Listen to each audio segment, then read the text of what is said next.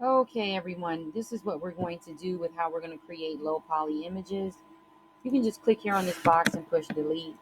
Click here and push delete, and you're going to use shapes to begin to create your low poly images. So if you're trying to create a tree, let's just say you're going to use triangles to create that tree.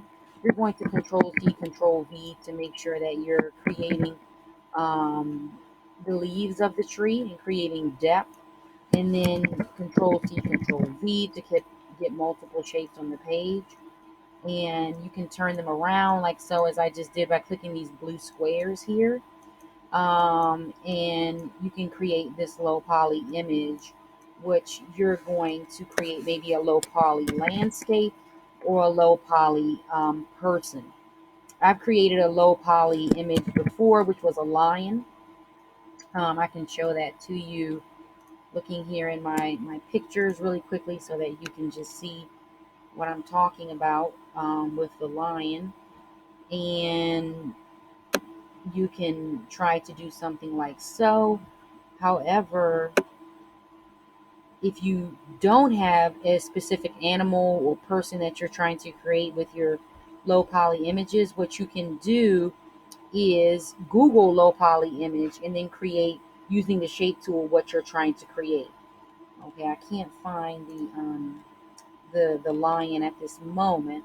However, make sure that you understand how low poly images here. I will get a low poly image for you to see what I'm talking about. Alrighty here. So here's an example of a low poly image. I'm gonna bring it right back over here and paste it here so you can see what I'm talking about. So this is a low poly image lion.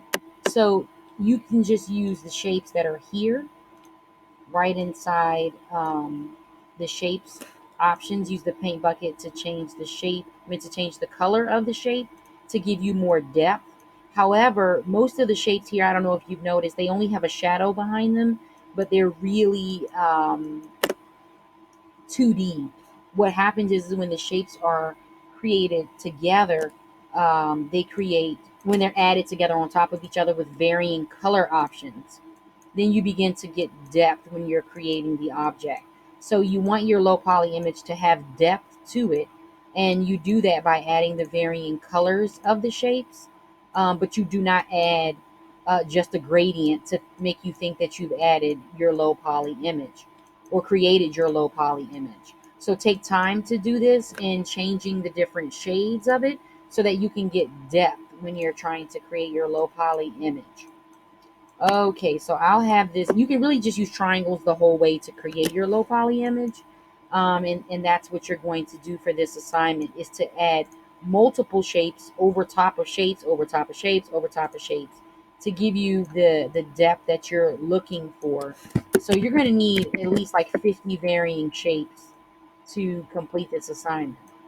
And I don't want you to rush through it. So just take your time, maneuver your shapes around using these squares here, and then you can just go ahead and create your low poly image. I'm going to let you decide whatever image that you're trying to convey, but take your time to do it so that it's something that's really nice and presentable. Okay, that's it for this video.